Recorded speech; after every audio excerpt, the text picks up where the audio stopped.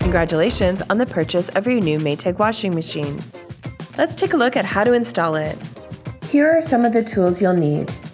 A 1 3/4 inch pliers, an adjustable wrench that opens to 14 millimeters, hot and cold water hoses with flat washers, a level, and a utility knife.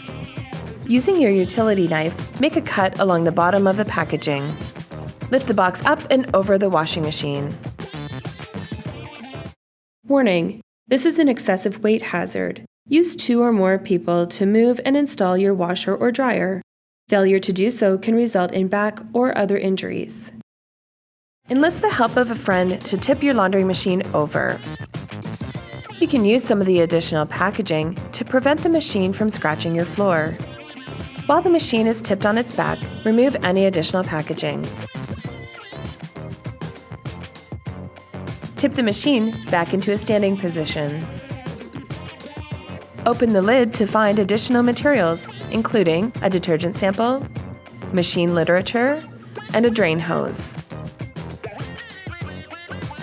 Now it's time to free the power cord from the back of the machine. Next, you're going to install the drain hose. Fasten the drain hose in place using your adjustable wrench.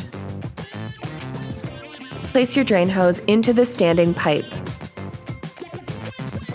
Now it's time to connect the water hoses. Make sure your rubber washer is installed before connecting the water hose to the water line. Connect both hot and cold hoses to the water line and then connect them to your machine. Secure using an adjustable wrench.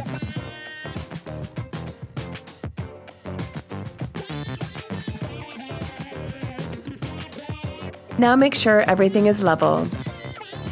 If you find that your machine isn't level, prop it up with a wooden block and make adjustments to the feet.